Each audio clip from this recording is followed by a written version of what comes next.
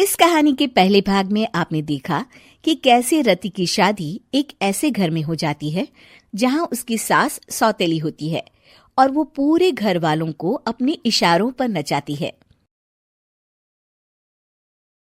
रति छत से सूखे कपड़े उतार कर ले जा रही थी कि तभी उसकी नजर लक्ष्मी पर पड़ती है, जो किसी तरह चोरी से सुनील की अलमारी खोलने की कोशिश कर रही होती है। अरे, ये माँ जी को क्या हो गया?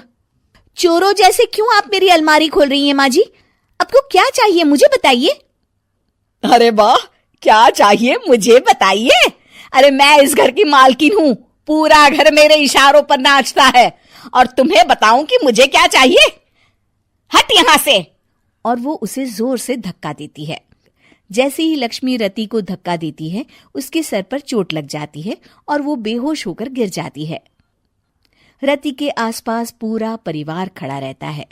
डॉक्टर जैसे ही उसे देखकर जाता है, रति को होश आता है।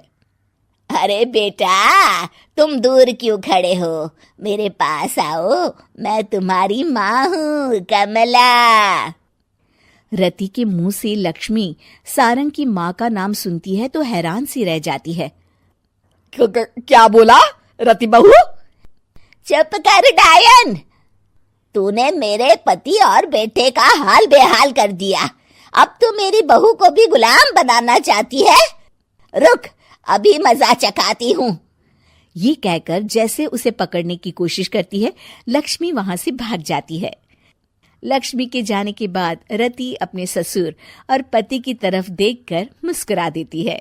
दोनों समझ जाते हैं कि ये रति की चाल है। अगली सुबह लक्ष्मी का पति खाना लेकर खेत में जाने के लिए निकल ही रहा होता है कि लक्ष्मी उसे रोक देती है। अरे कहाँ चल दिए खाना लेकर? आज घर का काम कौन करेगा? तभी पीछे से रति आ जाती है और जोर से चिल्लाती है। कौन इनको काम पर जाने से रोक रहा है? मैं अभी उसे मजा चखाती हूँ। जैसे ही रति लक्ष्मी की तरफ बढ़ती है, लक्ष्मी घबरा जाती है। मैं तो मजाक कर रही थी बहन। आखिर मैं कौन होती हूँ रोकने वाली? मैं तो बस ये पूछ रही थी कि घर का काम कौन करेगा? कौन क्या? तू करेगी। चल उठा झाड़ू और शुरू हो जा। लक्ष्मी पूरे घर में झाड़ू पोछा लगा रही होती है कि अचानक सामने सारंग खड़ा हो जाता है। अच्छा माँ, मैं काम पर जा रहा हूँ। रति के मामा की फैक्ट्री है, मैं वहां आज से मैनेजर के तौर पर काम करूंगा। सैलरी भी अच्छी है। अरे सारंग, तुझे क्या जरूरत पड़ गई काम करने की? और बेटा तू बाहर काम करेगा तो इस बड़े से घर को मैं कैसे संभालूंगी? अभी तो पूरा काम बाकी पड़ा है। तभी वहां रति आ जाती है। अरे बेटा सारंग, जा, नौकरी पे जा रहा है ना, जा। और हाँ, आते वक्त घर के लिए सब्जियां ले आना। ये लक्ष्मी बैठी बैठी मोटी हो रही है, जरा काम भी तो कर ले। सारंग के जाने के बाद, अच्छा लक्ष्मी, सुन जरा यहाँ। लक्ष्मी अपनी बहू रति को सारंग की पहली माँ जो मर गई है वो समझकर उसके पास जाती है। अरे बहन, ऐसा क्या हो गया जो तुम्हें वापस आना पड़ा? मैं तो बड़े ही प्यार से इस परिवार को चला रही थी।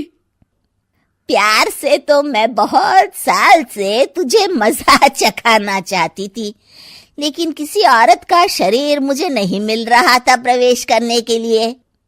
अब से ना मैं बहू के शरीर में रहूंगी। और हाँ, तूने कोई भी चालाकी दिखाई या मेरे घर के लोगों को परेशान करने की कोशिश की तो तेरा गला दबा दूंगी। लक्ष्मी रति के मुंह से ये सुनकर डर जाती है और शाम को अपने बेटे और पति के सामने जाकर कहती है, तुम दोनों मुझे माफ कर दो। मैं अब तुम दोनों को कभी परेशान नहीं करूंगी। और बहू, तुम मेरी बेटी की तरह हो, बस अब बेटी की तरह ही बनकर रहना।